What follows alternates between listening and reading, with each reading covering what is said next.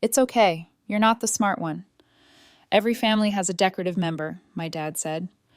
2 days later, they smirked. We gave Grandma's education trust to your sister, so you wouldn't waste it. I just smiled. A week later, Grandma found out. The next morning, everyone was whispering about her lawyer visit.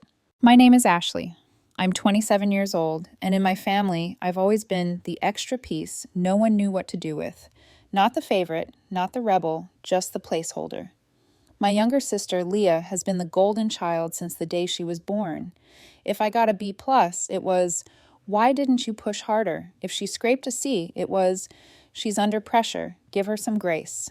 That was the rhythm of our house. One kid showered with excuses and applause. The other handed criticism disguised as advice. I thought I had learned to live with it. I had my own one-bedroom apartment, a modest job in IT, and just enough savings to not panic when rent was due. I told myself that as long as I could build something of my own outside of their orbit, I'd be okay. Still, every Sunday, I drove across town for dinner because some small, stubborn part of me kept hoping I'd matter to them. 2 Sundays ago, I was sitting at the dining table after a meal that I mostly cooked, listening to Leah talk about her new plans to maybe take a gap year from grad school. My mom beamed. My dad nodded like she had just solved a world crisis. Then Dad leaned back in his chair, gave me that half smirk he uses when he thinks he's being funny, and said the line that burned straight through me. It's okay, you're not the smart one. Every family has a decorative member. The table laughed. Leah giggled behind her wine glass. Mom swatted Dad's arm lightly as if he was just being silly. I felt the heat rise in my face, but forced a smile because if I didn't, they'd call me sensitive. I picked up my glass of water, hoping no one noticed the way my hand shook. 2 days later, they called me back to the house. I thought, maybe stupidly, that there would be an apology. Instead, I found them gathered in the living room with teacups and cookies like it was some celebration. Dad spoke first. Your grandma's education trust. We've decided it's better if it goes to Leah. You wouldn't know what to do with it. We didn't want you to waste it. Leah grinned. Mom looked satisfied, like a deal had just been closed. My chest was tight, but I just smiled back. Not wide, not happy, just enough to keep the peace. A week later, I got a text from Grandma herself. Come see me tomorrow. Don't mention anything to your parents. When I arrived at her place, she was already dressed like she had somewhere important to go. Before I could even sit down, she said calmly, they really thought I wouldn't find out. My lawyer will explain it better. The next morning, the family group chat went strangely quiet. When I showed up to work and checked my phone at lunch, it was filled with messages from cousins. What happened? Why is your mom panicking? Why did your grandma come to Sunday lunch with a lawyer? That's when I realized this wasn't going to be just another dinner table insult. Growing up, I learned early what role I was supposed to play. My parents never said it outright, but their actions spoke louder than any words. When Leah was 5, she got a brand new bike for her birthday. I was 8, and mine had a broken chain I'd been trying to fix with duct tape. Dad laughed when he saw me messing with it. Don't waste your time, Ashley. You'll never be good with tools. But when Leah asked for help, he spent the whole afternoon adjusting the seat and teaching her how to ride. At school, I was the kid with average sneakers, the one who brought a lunch packed in reused grocery bags, while Leah strutted around with the latest backpack and snacks with cartoon logos. When I asked about it, Mom would say, Leah needs nice things. She has more going on. You'll understand one day. I never did. Money was always at the center of it. They didn't have a lot, but whatever they had seemed to funnel toward Leah. Soccer camps, art classes, new clothes for every season. Me? I got lectures about independence. By high school, I had a part-time job bagging groceries. Every dollar went into a savings jar in my closet. Once, I bought myself a used laptop for $200. Dad saw it and shook his head. Why waste your money on junk? Leah's birthday is coming up. You could have pitched in for something nice. I remember staring at him, thinking, why is my money mine only when it's for her? College was the biggest blow. Grandma had started an education trust years earlier for both of us, or at least that's what I thought. When it came time for me to apply, my parents said the trust wasn't enough and encouraged me to take loans. I worked my way through, juggling classes with shifts at a call center. Meanwhile, Leah got her tuition miraculously covered. At the time, I didn't ask questions. I told myself maybe scholarships had worked out for her. Only later would I learn the truth. The little humiliations piled up. One Thanksgiving, I brought wine I saved for, and Mom muttered, cheap, while setting it aside. Leah walked in late with nothing, and they praised her for making the effort to come. When I got promoted at work, Dad shrugged. Don't get cocky. They can replace you tomorrow. Leah got a summer internship making coffee in an office downtown, and they threw a dinner in her honor. Once, I saved for months to take everyone out to a restaurant. Halfway through, Dad leaned over and said, "Don't go broke trying to impress us." But the following week, Leah dragged them to an expensive spa weekend she couldn't afford, and Dad proudly bragged to relatives about it. I kept swallowing it because I thought maybe that was just family. Maybe every family had unspoken hierarchies. I told myself if I just worked harder, earned more, gave more, maybe one day they'd finally look at me with something other than criticism. Instead, they wanted more. 2 months ago, Dad called me out of the blue. "Ashley, your sister's car lease is up. She's been under so much stress. You could help with a down payment for a new one." I laughed at first, thinking it was a joke. "Dad, I'm still paying my own loans. I don't even have a car myself." He didn't laugh back. "Don't be selfish. Leah's the one carrying the family name. She needs stability." I hung up with my jaw clenched so tight it hurt. That night, Leah texted me. "Heard you said no. Wow. Family means nothing to you." And the cycle continued. Every family dinner turned into subtle pressure. Mom would sigh dramatically, talking about Leah's difficult commute. Dad would bring up my good salary with an edge. Leah would smile sweetly and ask if I'd looked at car dealerships recently. The worst was when Grandma started asking questions. She's sharp for her age, always paying attention. At one Sunday dinner, she asked me directly, "Ashley, didn't I set up something for your education years ago? Did it help at all?" The table went silent. My parents exchanged a glance. Leah cleared her throat and changed the subject. I nodded quickly and muttered something about loans. That was the moment a light bulb went off in my head. Something wasn't right. So when they sat me down 2 weeks later with their smug smiles and told me they had given Grandma's trust entirely to Leah so I wouldn't waste it, it all clicked. Every debt, every loan. Every night I worked double shifts while Leah coasted. Grandma's money had been covering her the whole time, and they thought I wouldn't find out. The problem was, I didn't even have the energy to fight them in that moment. I'd grown so used to being the background that my instinct was to stay quiet, smile, and nod. But inside, something shifted. It wasn't just about me anymore. It was about the fact that they had lied to me, to Grandma, to themselves. The next day, Grandma's text came through, the lawyer visit, the whispered panic, and I realized this was the beginning of something much bigger than just me being overlooked at a dinner table. The breaking point came faster than I expected. Grandma didn't waste time once she realized what had happened. She called for a family meeting the following Sunday. When Grandma says family meeting, it's not optional. Everyone shows up. I walked into my parents' house that afternoon, and the atmosphere was thick. Leah was perched on the couch, scrolling her phone like she had nothing to do with anything. Mom hovered near the kitchen doorway, her face tight, eyes darting. Dad sat in his recliner like a king, waiting for his subjects to beg forgiveness. And then there was Grandma, seated at the dining table with a neat folder in front of her. "Sit down, Ashley," she said softly. I did. She opened the folder and pulled out a stack of papers. "I met with my lawyer on Friday. I wanted everything clear." Dad's face flushed. "Mother, this isn't necessary. We already explained." "You explained nothing," she cut him off. Her voice wasn't loud, but it sliced the air sharper than any shout. "You told Ashley the trust was yours to redirect. It wasn't. It was in her name as much as Leah's." Leah shifted uncomfortably. "Grandma, I just thought—" "You thought wrong," Grandma snapped. The silence that followed was brutal. Finally, Dad cleared his throat. "Look, Ashley doesn't need it. She's doing fine. Leah has real expenses. Grad school, rent, transportation.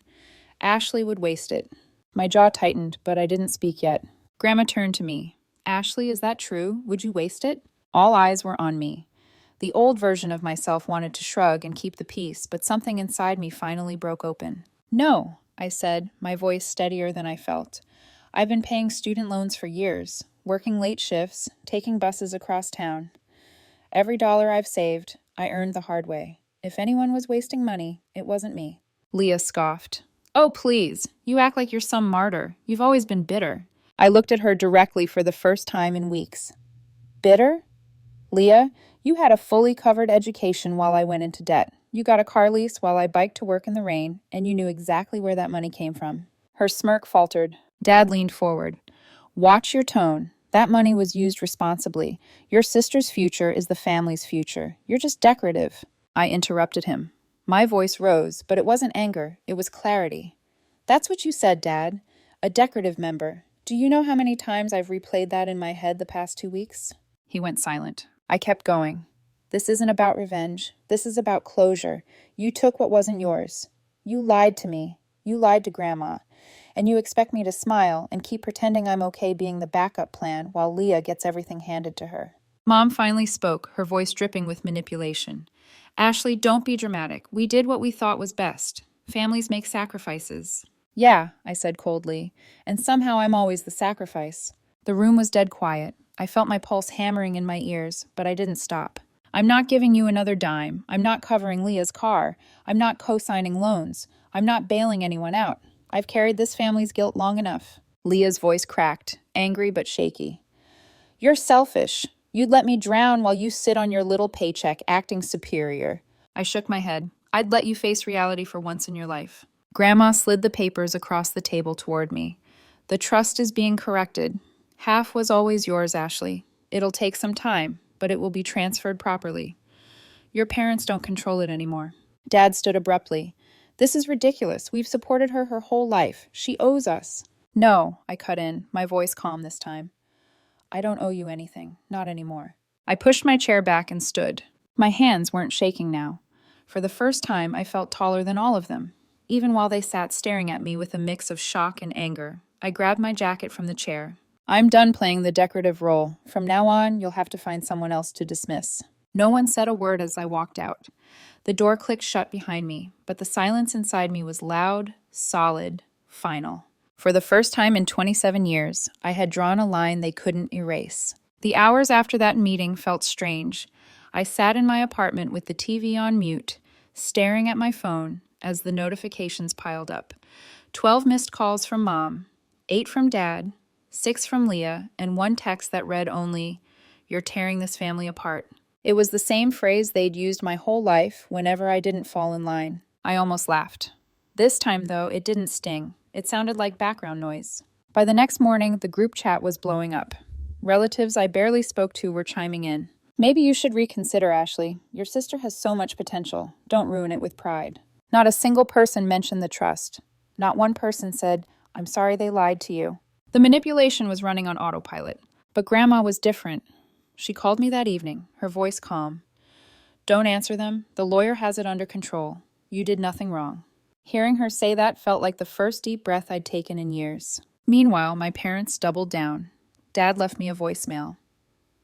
After everything we've done for you, this is how you repay us? Leah is devastated. Fix this, Ashley. Fix it now. I didn't call back. Leah sent me a picture of herself crying with the caption, Hope you're happy. I stared at it for a long time, then put my phone face down. Days turned into a week. Every morning, I'd wake up to a handful of voicemails and long paragraphs from Mom about family, tradition, and sacrifice. I didn't reply. By the second week, the messages slowed. By the third, the silence finally came.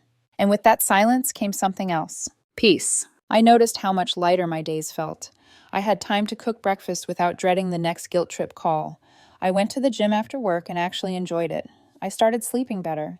It was like cutting that cord had freed me from a weight I didn't know I was still carrying. At work, I poured myself into projects. For the first time, I wasn't dragging the baggage of my parents' constant disapproval with me. My boss noticed. You've been sharp lately, he said one afternoon. Focused, keep it up. The old me would have brushed it off, but this time I let myself smile. Still, the fallout rippled through extended family. At a cousin's birthday party, an aunt cornered me. I don't know what happened, Ashley, but your parents are really hurt. They say you've changed. I have, I said simply. Then I excused myself to refill my drink. Because the truth was, I had changed. Or maybe I'd finally become who I was supposed to be all along. Someone who could stand without constantly apologizing for existing. But my parents didn't let go easily. 2 weeks after the meeting, Dad showed up unannounced at my apartment. He knocked once, then started pounding until I opened the door. You're really going to cut us off over money? He barked. I leaned against the frame, keeping my voice even. It's not about money. It's about respect. He scoffed. Respect? We fed you, clothed you, gave you a roof. I cut him off. And you gave Leah everything else. I don't owe you my silence anymore. For the first time, I saw it. The flicker of panic behind his anger. He couldn't control me anymore, and he hated it. He left muttering about ungrateful children, but I closed the door with steady hands. No guilt this time, just clarity. Meanwhile, Leah tried her own tactics. She texted late at night, "You're my sister. You're supposed to protect me. How can you side with Grandma?" Then the next day, she posted selfies at brunch with captions like, "Strong people don't let others bring them down." The performance was exhausting, but I refused to play my role in it anymore. The turning point came one Sunday evening. Usually, I'd sit waiting for the inevitable call from Mom, reminding me of dinner, lecturing me for skipping. That night, there was nothing. Just quiet. I made pasta, watched a movie, and realized I was finally free from their script. And that freedom showed in ways I didn't expect. I laughed more at work. I reconnected with a friend I hadn't seen in months because my weekends were no longer hijacked by family obligations. I even started sketching again, something I dropped years ago because Dad called it pointless doodling. The most telling moment came a month later. Leah posted a long, dramatic status on Facebook about betrayal and selfish siblings who turned their backs on family. She never named me, but everyone knew. I didn't reply. I didn't like it. I didn't even open the comments. Instead, I went for a walk around my neighborhood. Earbuds in, music low, the air felt crisp. And for once, my head was quiet. No voices telling me I was less. No guilt weighing me down. Just me, finally free to choose what mattered. And in that quiet, I realized the storm wasn't mine anymore. It's been 3 months since that Sunday when Grandma pulled out the lawyer papers and everything shifted. In those 3 months, my phone has gone from constant buzzing to almost complete silence. The last message I got from Leah was a one-liner. "One day you'll regret this." I didn't reply. At first, the quiet felt unnatural, like I'd forgotten something important. For most of my life, I'd lived on edge, waiting for the next demand, the next guilt trip, the next dig about not being enough. Without it, the air around me felt empty. But slowly that emptiness turned into space. Space I could fill with things that mattered. I built routines that were mine alone. Morning walks before work, cooking dinner without rushing to be somewhere else. Weekends spent with friends who liked me for me, not because they needed something. I started putting money aside, not for anyone else, not for family obligations, but for myself, for a future I get to define. The trust money is still in the process of being corrected. Grandma checks in every week just to remind me that it's coming. Funny thing is, it doesn't even feel like the main point anymore. Yes, it will help me finally pay off some loans, maybe even put down a deposit for a better place. But the real shift isn't in my bank account. It's in my mind. I don't wake up with that tight knot in my stomach, wondering how they'll belittle me today. I don't rehearse excuses for why I can't hand over more of my paycheck. I don't let their voices echo louder than my own. And when I think about what comes next, I hear my own voice clearly. I will never allow myself to be the sacrifice again. If my parents call tomorrow begging for help, the answer will be no. If Leah posts another essay about betrayal, I'll scroll past without flinching. If an aunt corners me at a party with questions, I'll smile and say, "That's between me and them." Because this isn't about revenge. It never was. It's about closure. It's about boundaries. It's about finally stepping out of the role they wrote for me and choosing my own. I don't know if they'll ever change. Maybe they'll keep telling the story in a way that makes me the villain. Maybe Leah will go on believing she was robbed of something she was owed. Maybe Mom and Dad will keep insisting they sacrificed everything for me. But none of that is mine to carry anymore. What's mine is the quiet apartment where I finally feel at home, the paycheck I earned and get to keep, the laughter I share with people who don't see me as decorative, but as real, and the steady knowledge deep in my chest that I walked away and I didn't crumble. Lately, I've been writing down small goals in a notebook, things I never made space for before. Travel to a new city this year, learn a new skill, maybe adopt a dog. They're small things, but they're mine. Every check mark feels like reclaiming a little piece of myself that was buried under years of obligation. Sometimes I catch myself wondering what they're saying about me now. If the family dinners are still filled with digs in my absence, if Leah is still complaining about how unfair life is. And then I realize it doesn't matter. Their voices don't reach me anymore. Their judgment doesn't define me. For the first time, I'm not waiting for approval. I'm not hoping for fairness. I'm not begging for recognition. For the first time, I'm simply living. And that finally is enough.